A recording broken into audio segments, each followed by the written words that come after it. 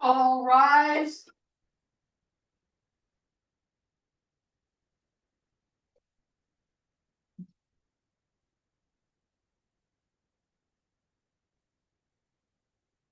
The Honorable Justices of the Supreme Court, hear ye, from recess now sitting. Thank you. Please be seated.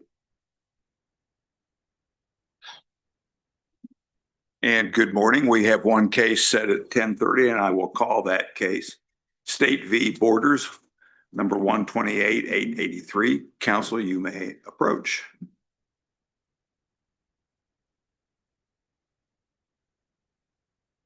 Good morning, Mr. Chief Justice, and may it please the court. James Ladd of the Appellate Defender's Office representing Harley Borders. I'm ready for argument, and Mr. Chief Justice, may I please reserve 3 minutes for rebuttal? You may. Thank you, Mr. Ladd. Thank You you. may proceed. Let's let her. Oh, I suppose, I don't mean to be rushed, but Whatever the court wants, Your Honor. yeah, no. Please, court. We don't need to hear from the state. Good morning. Please proceed. Sorry The about state that. appears by Deputy District Attorney Jody Litvin, present, ready for argument. Thank you, Ms. Lifkin. Thank you, and you may proceed. So again, James Ladd of the Appellate Defender's Office representing Harley Borders. I'm going to recap very quickly the procedural mechanism that we got here. I think we have a unusual issue that I hope this court finds interesting. This case, in its first appeal, this case came from a motion for summary disposition where I argue that Harley Borders was represented by conflicted counsel in a motion to withdraw our pleas. The state agreed with that motion, and this court entered a dispositional order agreeing with the case law cited in there, Preto, and reversing defendant's convictions and reversing her sentence. And my argument on appeal, Before we get there, Yes, sir. we can all agree that that's a mistake, right? Yes, Reversing of the conviction. You didn't ask for it. You were the attorney that's right. in that. You didn't ask for reversal. That's correct. But it made its way into the order. So we've got a mistake. So now you're trying to exploit that mistake in the arguments that you're making. Yes, I am. But the district court basically recognized it was a mistake as well. So isn't that the reality that we face? I mean, I appreciate you've got all these other issues and speedy trial and all that stuff, but it's all premised on an alternate reality because this is a mistake. So what do we do with the fact that this is a mistake? My argument is that we have to live with it. And my reasoning for that is, I do want to be clear too. I did not ask for this court. I didn't try to trick this court into reversing her convictions. I didn't ask for that. That's just what happened. And since that happened, as representing Miss Borders, I need to do what I can to help her. And I saw No, I that. understand that, but your motion after the mandate was issued did not include your requested relief was for a rehearing with conflict-free counsel on the motion to withdraw the plea. That's what you asked for. Yes. And how is that consistent with, why would you ask for that if if the convictions had been reversed? There was nothing to plea to or nothing to hear. You did not ask for the relief you're seeking today. That's correct. But this court reversed the convictions. That's what happened. Here's what should have happened. The state should have filed a motion for reconsideration for the dispositional order. And that never happened. And so now that's the law. As I go through at length in my brief, the district court doesn't have any exceptions. Maybe somebody could have filed a motion for modification or for clarification. But even then, I would still be arguing that the error is in the order. And I'm not aware of any case where this court has ever said we're going to sua sponte, go back and change an opinion or an order. Once that mandate issued, that is the reality we have to live in now. And this court reversed the convictions. The district court. No, it says, well, if you're being that literal, it was a conviction. Which one? Right. Well, the district court interpreted it as all convictions. And also this court in that same order, this court said reverse sentence, singular. But nobody's up here arguing that this court meant one sentence was reversed. Everybody understood that it was all the sentences. And again, everyone else, everyone else could have done something as well. This is the adversarial process. I'm not going to tell the state that they missed something. They could have filed for rehearing. The district court or the state back on remand could have, as this court has suggested, could have possibly sought clarification. None of that was done. And so this says sentence. Why would this court reverse one conviction? I agree. But that's how the district court interpreted it, as convictions. And that's what happened. And the speedy trial clock clearly Interpret any, that's the problem with this case, counsel. We didn't interpret anything. It's just a mistake in an order. That's all it is. It's clearly a mistake. There were more than one conviction. It just says one. I would argue that you also have a role here to come back and say what's going on with this so that we know what to do when we get below, as opposed to saying, hey, maybe I got a new argument here. I mean, I completely disagree. Why I would never do anything that would harm one of my clients. If I think something happened that I didn't lead this court into doing, even inadvertently, I didn't do that. I would never come back and do anything to my client that would harm them. Something positive, if at sentencing, if the district court imposes the wrong sentence and I know it, I am not going to speak up and go, excuse me, sir, please give my client the bigger sentence. I would never do that. That is my job here. I will never back down from that role as an advocate. Something happened, I saw it, and I'm trying to help my client the best I can. And I think the district court did interpret this torts order as all convictions. That's how they wrote it in the memorandum opinion. It had reverse convictions with an S, plural. And when the district court interpreted that, that's also my argument. That's the most reasonable interpretation. I understand why would this court reverse one conviction, and the district court agreed with that question and read it as all convictions. And once the district court interpreted it that way, my argument is that they had no choice but to then try to reaccept the pleas before the statutory speedy trial ran. And that's my argument today on that one.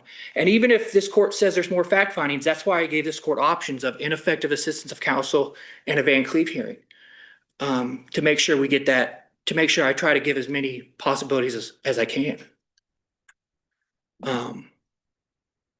If there's no more questions on that issue, I'll move on to my plea withdrawal issue. Well, how do you understand that also the direction, at least in our order, was to agree that State v. Prado applies? State v. Prado didn't offer relief in terms of reversing convictions.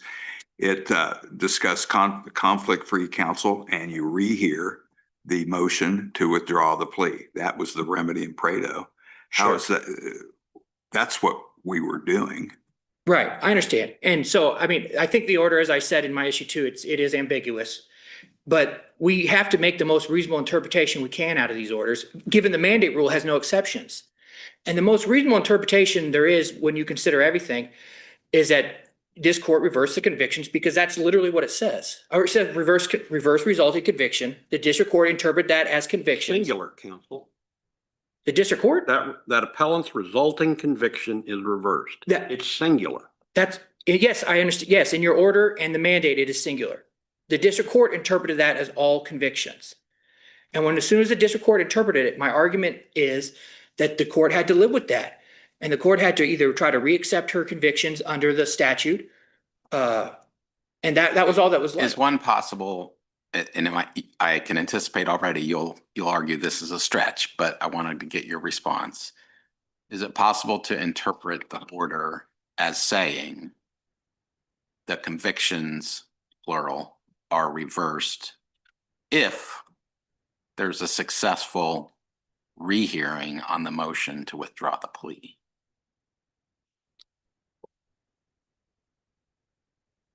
I guess I don't, I guess, how are you getting there, Your Honor, if I may? Well, ask? that would be that would be the normal course, I'd say right? If it resolve was the sent answer. back and there was a rehearing and the district court said, yeah, based on this rehearing, I think the defendant is entitled to withdraw her plea. That would nullify the convictions, right? I'm sorry, I apologize. Can you say that again, Your Honor? Well, okay, maybe I'm not being clear, or maybe I'm just wrong, but if this mistake, whatever we want to call it, wasn't there, it had been Right. sent back, there had been a new hearing, and the Right. pleas had been withdrawn by permission of the district court. Right, That would nullify the convictions, correct? correct. So couldn't we interpret the order as poorly worded as it might be, which is what I think the district court interpreted it as saying the convictions would be reversed, vacated, if the plea was permitted to be withdrawn on remand? Sure, I understand. I suppose that is one way you could put this order together. I think the most reasonable way to word it, to see it is this court didn't remand for only a plea withdrawal hearing. So what the court should have done is the court should have had another hearing to re-enter the pleas, and then after that conducted the withdrawal hearing. Or another way to view it could possibly, I mean, we can view this a million ways. Another way to view it could be that they reversed the convictions, but they left the plea agreement intact. And so now we're having some kind of hearing, and is there a frustration of purpose? Are we going to let the defendant out of the plea agreement? So I'm just looking at the district court's footnote 1, Right, which seems to me to be the important place to look in the record. And the district court says, interprets the mandate and the order as, quote, meaning defendant's convictions are also still valid pending the outcome of the court's ruling today. And I'm just asking, why isn't that a reasonable interpretation of the order and mandate? sure. My response would be because this court point blank said we reverse convictions.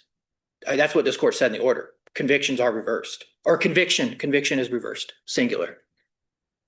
That's the appellant's resulting conviction is reversed. That is what I'm reading. And this reminds me a little bit of the case this court just put out on Friday, where we try to read everything. You were talking about reading everything in harmony with the jail credit statute. And this court made the point we do that if possible. I mean, the only possible way, you'd have to just delete this sentence to get a lot of these What about our cases that talk about not only the literal, figurative, literal reading of the statute, but also the mandate, but the spirit of the mandate and the order? What about that? How does this capture the spirit of what was intended? Sure, and my response would be that it also, looking at it from the other direction, is you would completely obliterate the spirit if you read out one sentence that says reversing resulting conviction. And so the spirit has to incorporate that sentence into it. And so we're trying to get the best reading we can. And my argument is that the district court interpreted it as resulting convictions, and the district court then erred in saying that possibly they were going to keep them intact until the plea withdrawal hearing. That's my argument and my position on those issues. Another possible solution, hypothetically at least, is to recognize an exception for obvious demonstrable error to the mandate rule. Is there, what would your position be in response to that possibility? Sure, I think I have two responses. My first one would be the mandate's not erroneous.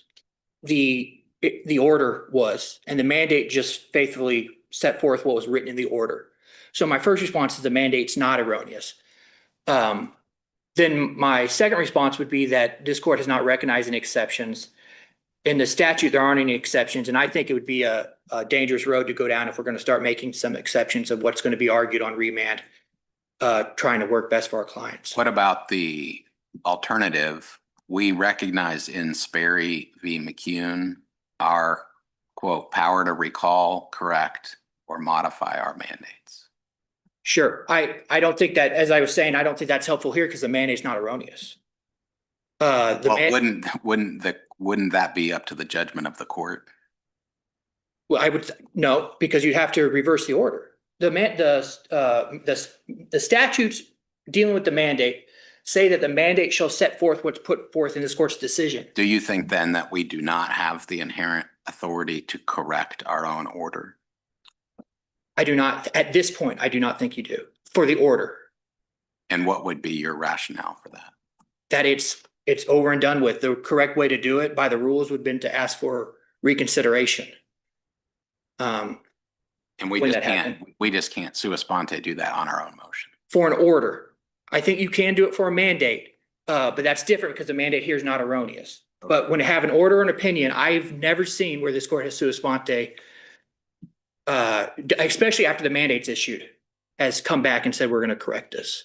Doesn't our case law also suggest that you can't so easily separate the technical mandate from the decision itself? Yes, it does. And so doesn't that kind of cut against your analysis that there's no error in the mandate? Well, I mean, I don't think so, because I'm just working off the mandate that says that appellant's resulting conviction is reversed, which is what the mandate says. And so that's what I'm working off of there. I guess I don't. Or what if it said it is not reversed and the order said is? Well, anyway, that would be the error that you were looking Right. for, I guess, but. Yes, Sean. If there's no other question on that, I'll if I may very briefly address Briefly. plea withdrawal. Thank you. I just want to say very quickly that it's very easy to look at the Ms. Borders' position as a third party. But I just want to ask this court to put yourselves in Ms. Borders' position of an attorney saying, yes, let's enter this plea agreement, without telling her I haven't looked into mitigating circumstances, without telling her I don't know if there will be any, or without telling her that she didn't know, that she probably didn't think there would ever be any. I think that's lackluster. And I think if we put ourselves in her shoes, we would want our attorneys to tell us that. And I think that'd be an interesting question to ask the state, is if they were in Ms. Borders' shoes, would they want to know those things? And if not, then how can we say this is full luster when those things weren't done? And if there's no other questions, that's all I have. Thank you.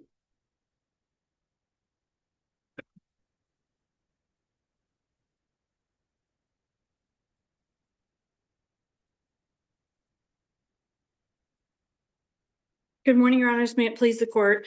Our position, I think the court has hit on here today, is that the phrase in the court's order, reverse appellant's resulting conviction, is a mistake. I think the most reasonable interpretation of the order, based on the remedy that was requested by the appellant, is that the convictions stood and that reversing them would go a step too far.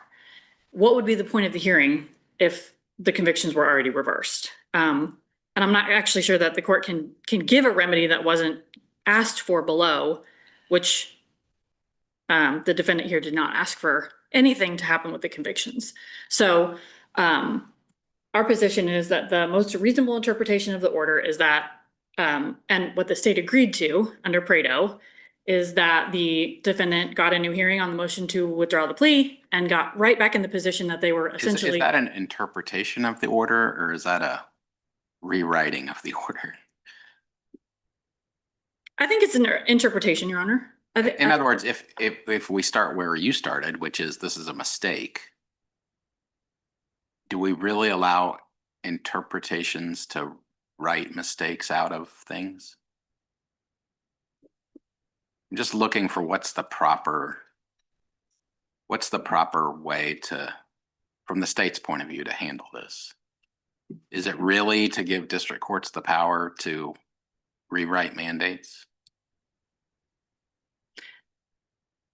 I don't think that you have to go as far as to say that the district court can rewrite mandates. I think that looking at this order on its face, you have to take into context everything that was done with the appeal before, what was requested, what the state agreed to, which makes the state hesitant to, Well, kind of. The spirit behind my question is the reason I think that we have a bright line mandate rule is that we don't want people doing what you're suggesting.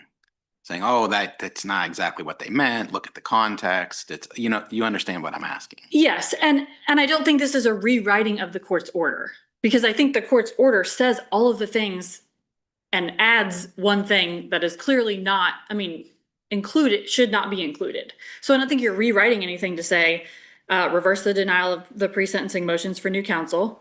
Yes, that's what they asked for.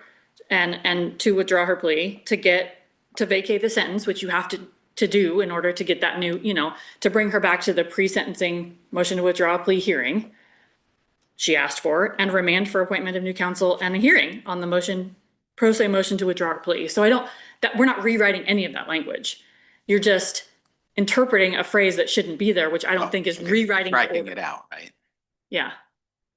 Okay. And I don't think that's unreasonable. And I don't think that's rewriting the order. I think if that was just in there alone and this court said reverse resulting conviction and nothing else, Is there- we would have to rewrite. I mean, then there would Is be. there any other resolution that the state would find that from your position would be the correct outcome other than what you're asking us to do, which is let the district court strike those words out of the mandate?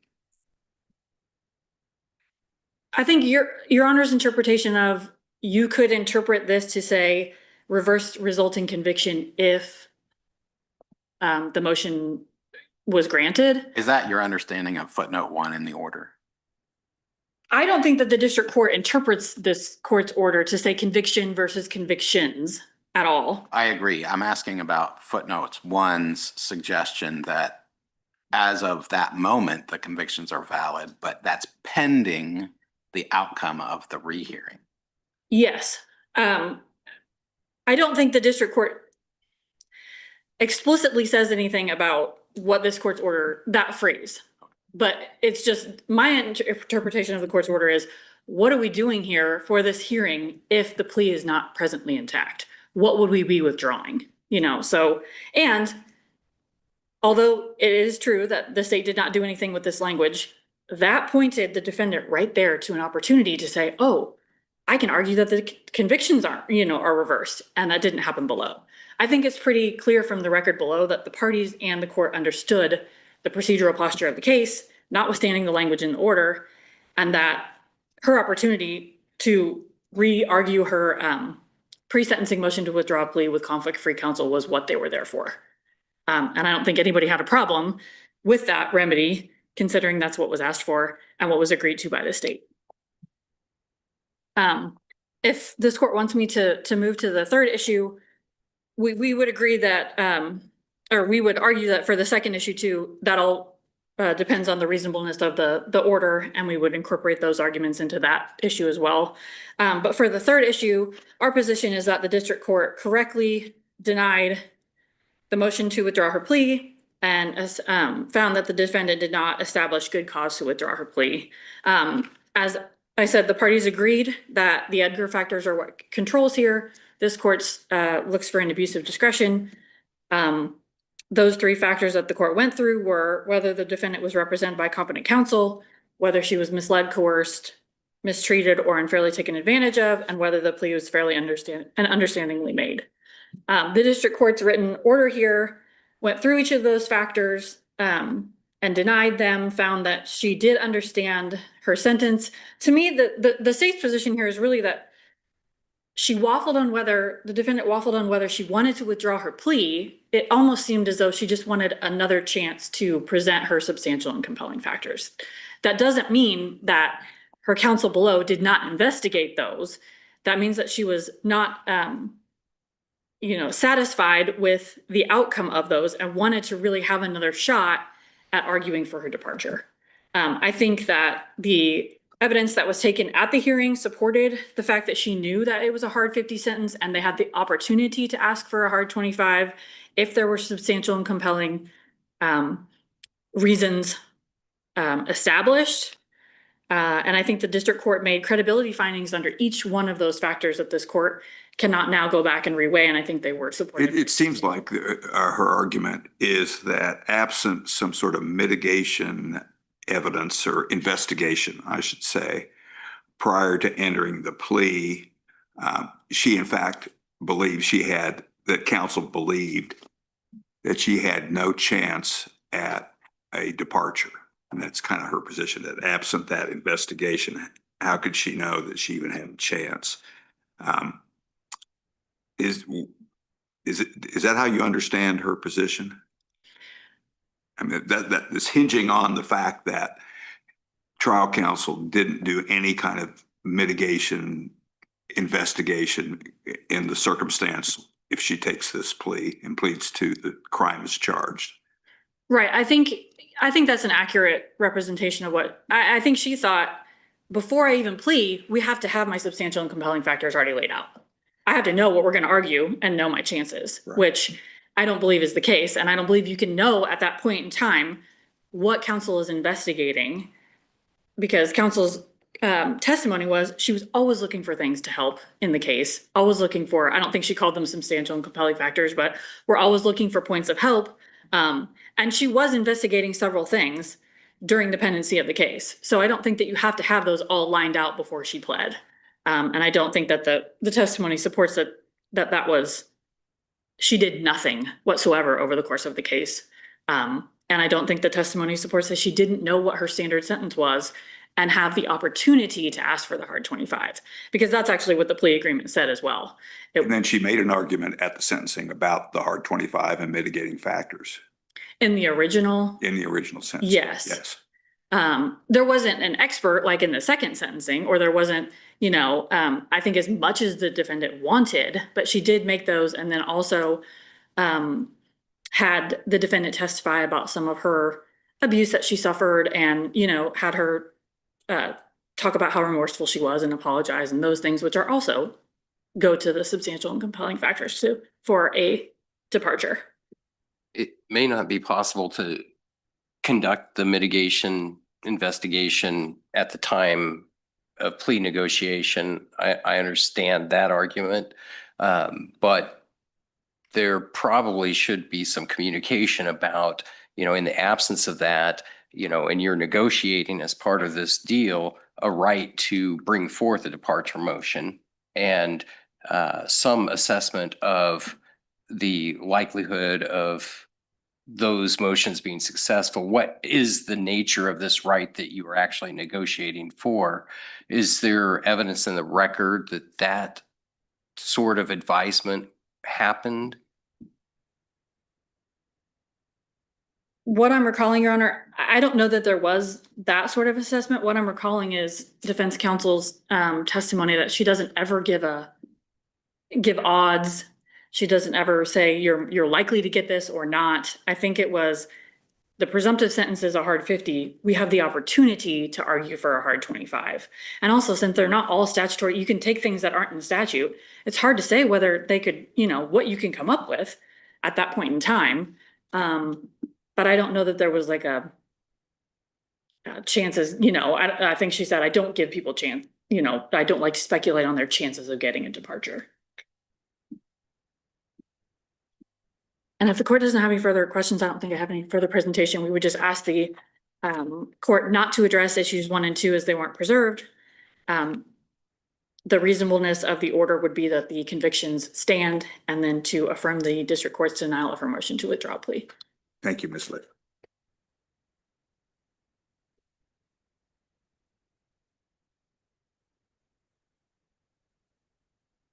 May it please the court. I just want to be clear on my arguments for withdrawal of plea. My first main argument is that there was no investigation done before, and that under these circumstances, that is absolutely necessary. Why would you ever enter a plea on a life sentence when you don't know whether or not, when substantial compelling reasons are required? Doesn't that happen all the time? Are you suggesting that has to be a complete understanding and investigation of the possibility of mitigation success prior to entering a plea? I mean, how can you do that? And when counsel talked about she doesn't give odds, trial counsel doesn't get it. Isn't that the responsible thing to do? You can't predict what's going to happen. Sorry. Yes, I agree you shouldn't give odds, but I think when there's a life sentence, and that's what the case law says. It says reasonable investigation. I don't think you have to do an exhaustive one, but you should figure out whether or not reasonably you think you can get a substantial, you can find substantial compelling reasons for a departure. All that's left after a plea is sentencing. You got to do it sometime, so why don't you just do it before the plea, the investigation into mitigation? And then my second main argument is I'm not asking the trial counsel to give odds. I just want them to inform them. If you read them the law and say, this is what the law allows, you're going to think that's what it allows. But if you don't know whether or not she knew the facts of this case. The facts of this case, let's be honest, were horrific. She should have said, I believe, I don't think you're going to be able to get this, or I don't know whether or not you can get this. Otherwise, how can it be annoying if you don't know whether or not you have a chance at getting the substantial and compelling reasons. I just don't see how it's enough to just go, maybe, here's what the law says, maybe you can get this. That's my position on that. And if there's any questions, Your Honors, I'd be happy to stand for them. Thank you very much. Thank you, Mr. Latta. Thank you. That concludes this morning's docket. Court will be in recess until 9 a.m. tomorrow morning. All right. Thank you.